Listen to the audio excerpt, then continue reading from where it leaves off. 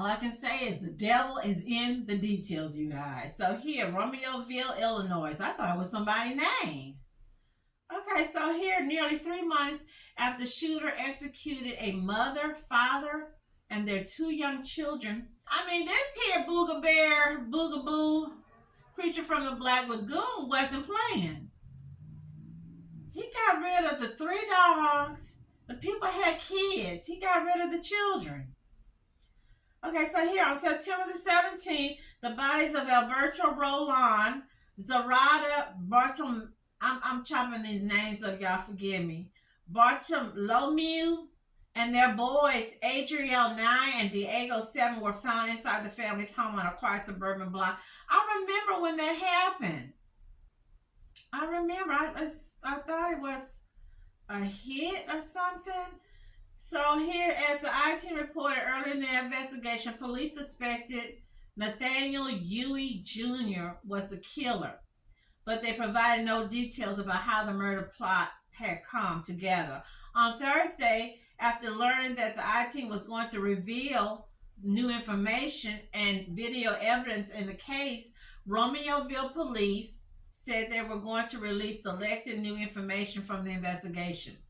In a noon-hour written statement, authorities said the investigation has revealed that Zoraida, who is the mom, and the suspect, Nathaniel, who is the killer, had a relationship. What? Had a relationship? The existence of this relationship was known both by Bartolomeo's husband, Alberto Roland, and Huey's girlfriend, Ermelinda Palomo. The man had a girlfriend? So the shooter, you guys, this is kind of confusing. So the shooter, the suspect, the creature from the Black Lagoon, is a black dude. And the woman is the woman who, and he had a girlfriend with all this. She's Hispanic, so she's caping for him. And the woman that he attacked and her family is Hispanic. While investigators are not saying the victim and shooter had an estranged relationship or whether this was a secret romance gone sour, the admission by the police that the mother and the shooter had a relationship together is the first solid suggestion of a possible motive. It's not a motive for me. It's not making sense. Okay, the I-team has learned that the detectives had video and digital evidence that Palomo accompanied Huey Jr. to the murder scene and drove the getaway vehicle. You are a damn fool. You are a damn fool. Just like the one that helped the dude that deleted Vanessa Gillian down there in Colleen, Texas. There's no way. What I would have done is got on the phone, 911, hey, I need you, such and such location. This dude, my ex-boyfriend, is committing a crime. He tried to get me to go with him. That's what you were supposed to be doing. Else tonight in the horrifying murder of a family in Romeoville. Casey Cronus is live with the latest. Casey. Dawn and Scott, in this bombshell update, police say the killer did not act alone. Plus, evidence shows the suspect was in a relationship with one of his victims.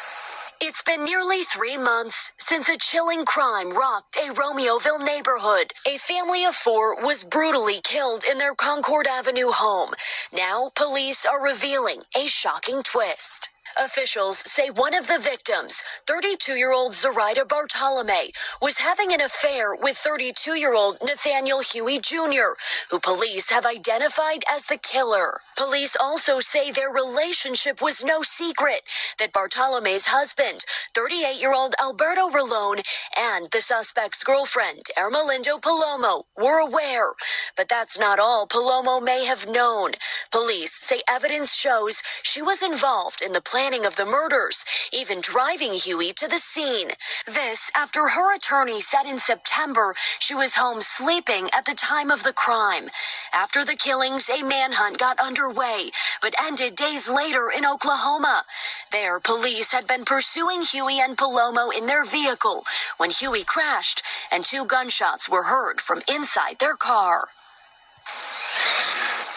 Police are still analyzing forensic evidence, but say they do not believe anyone else was involved in these killings.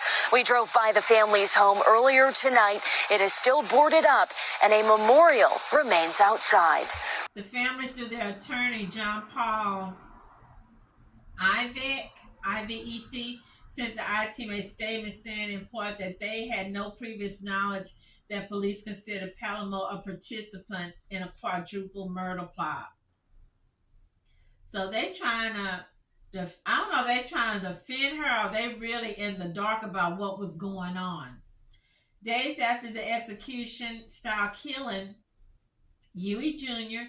and Palomo were spotted by law enforcement in Oklahoma. Okay, why did you leave Illinois to Oklahoma? And why didn't you, Miss Palomo, I'm probably saying her name wrong, you had plenty opportunity to run. Call police. I know they stopped and got food or whatnot. You had plenty of time to tell the cashier, I need help, but you didn't do it. And license plate reader alerted authorities to the couple's black GMC parked in a Walmart. Boy, everything happened at Walmart, don't it? Parked in a Walmart parking lot while the two were shopping inside. Shopping inside? She could have got on the intercom and said, I need help. This is a man that ambushed execution-style Zarota and her family, but she didn't do it. Okay, so the I-Team obtained surveillance footage showing that what Palomo and Huey were doing. Less than an hour before the pursuit, fiery crash and shooting that ended with them both dead. Okay, I didn't know these people had, wow. In the video obtained through a public records request, the couple can be seen holding hands and buying what appears to be hair dye, a burner phone, and other cosmetic supplies. So they were planning on probably trying to get to Mexico, most likely. Near silent shots nearly 3 months ago. What happened to them? Who did it and why? Tonight, the I-Team has a better idea after reviewing evidence we've been gathering for weeks and seeing information local police preemptively released today. Step out of your vehicle with your hands up. We begin at the end, 600 miles from Chicago on an Oklahoma highway. Police body cams with a manhunt coming to a fiery finish. I got door, do not see movement. Behind the wheel of this black GMC, Nathaniel Huey Jr., dead from a gunshot wound. Huey's fiancée, Irma Linda Palomo, also shot and later dying. Tonight, Romeoville police say they both planned and carried out the killings of 32-year-old Alberto Rolón, his 38-year-old wife, Zoraida Bartolome, their 2 young boys, ages 7 and 9, and the family's 3 dogs. He was the shooter, they say, and she drove the getaway car. They say Huey Jr. had a relationship with the Romeoville mother who he murdered and carried out the crime with his current fiancée. In September, an attorney representing Palomo's family was adamant, telling ABC7 she was not involved with the homicides. She's a victim. Just like the Romeoville family is a victim. But now police tell us Palomo was never the endangered person that her family claimed in a police report during the manhunt.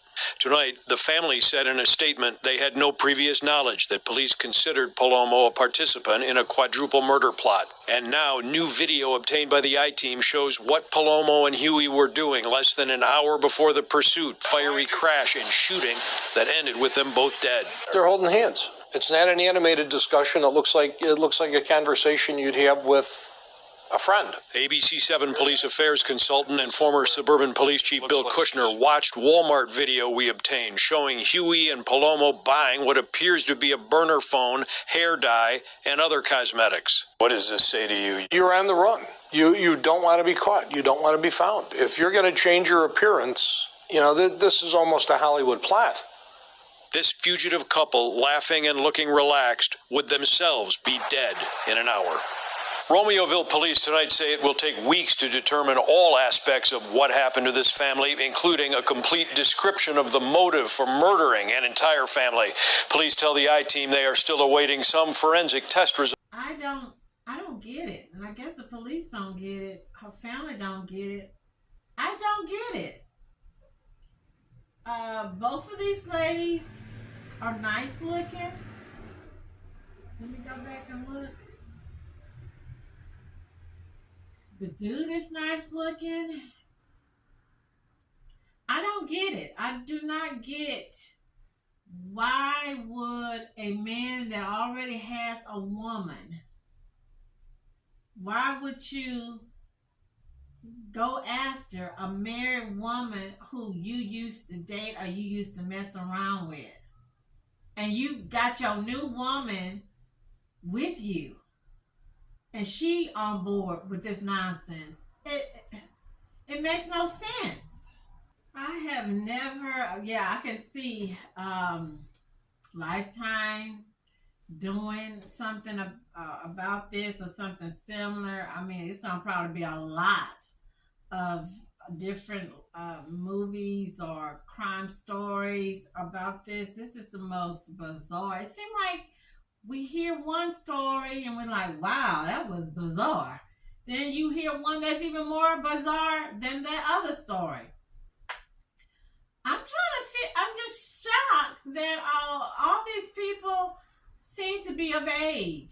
We're not talking about kids. We're not talking about a 12-year-old, 15-year-old, 17-year-old getting mad, jealous that his little girlfriend left him for another dude. We're talking about grown people in their 30s, look like maybe even 40s. And you have plenty of time to say, no, I'm not going to do this. No, I'm not going to help you. No, I'm going to leave this alone. I'm going to have to use that famous YouTuber, Cynthia G, like she calls him. This is a trash bag bandit. This is a dusty. This is a loser. He took two innocent women. One's a mother with two kids. I don't know if this other one, Palamo, if she had any kids. Then the husband let her come back. Husband was like, I'm not going to say her husband was cool with it, but he's like, hey, come on back. I'm not going to hold it against you. We're going to act like this was, sweep this under the rug. We're going to save our marriage for the sake of our kids. She was lucky because most men, most husbands, and he's a Latino guy. I'm not gonna, judge him or profile him, but like I share with you, I lived in a predominantly Hispanic community for 20 years.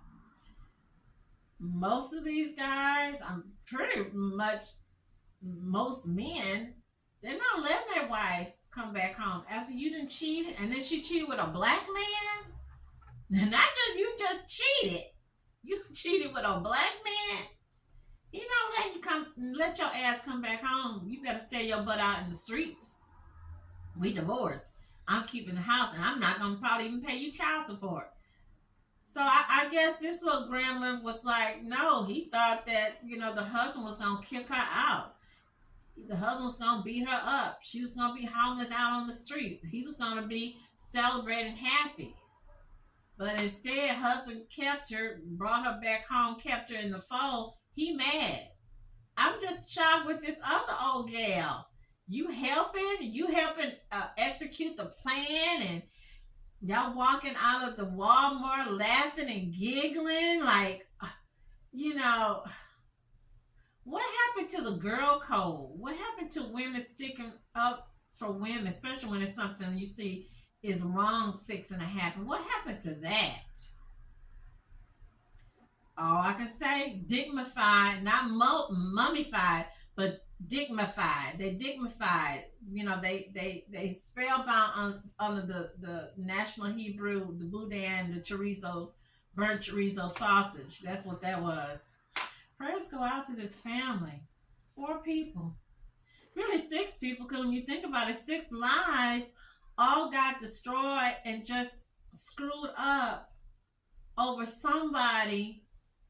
Mr. Huey not being a man. That's really what it is. Just because you got a ding-a-ling Ding-a-ling don't make you a man, because we know we got people can go to the stores and buy a ding-a-ling. You can go to the doctor and get it fixed or enlarged or put something in it. That don't make you a man. Mr. Nathan, I don't even know if we should call him a mister. He wasn't man enough. He could not take that he was rejected. And then you already had a woman and you still mad. You still angry and upset at this woman, the married woman, decided to stay with her husband. I just can't stop saying prayers go out. This is the problem. This is where the problem's at. We've got not men, we've got boys. And it starts either at home with maybe mother-son relationship, or maybe a lack of a father in the home for structure, training. I don't know, but it's just horrific. 6 lives destroyed when one little stupid funky demon, shouldn't call him that, could just walk away, just go about your life, move from the town, move from the state. But no, he couldn't leave well enough long. He had to be on a revenge and took this little dumb fool, this little clown with him. When all she had to do, like with the girl with the Vanessa Gillian story, pick up the phone and call 911 and say, hey, I need y'all to come out here because this man, Mr. Nathaniel Huey, is in the process of trying to do this, or he's fixing to do this crime, wicked, heinous, demonic crime. You guys, keep this family, these people lifted up in prayers, that their souls is at peace, is at rest. Not the diabolical demons that did this, but the 4 family members that lives was taken, shortened from them, that they are resting in peace with the Lord Jesus Christ. And also for the other people that's out here going through domestic violence, or got a stalker out there that does not understand, leave me the H alone. Like that one that's stalking, what's that old girl name? Let's just call her old girl, but you know, Kelsey's little girlfriend, Miss Taylor Swift. They keep letting this guy in and out of jail. I don't know. Lock them up, throw away the keys. Some of these people cannot be helped. You guys, hey, send me those comments. Do not forget to click like and subscribe. Stay lifted up. Walk in peace. Walk in the light. Stay healthy, happy, and blessed. Thank you.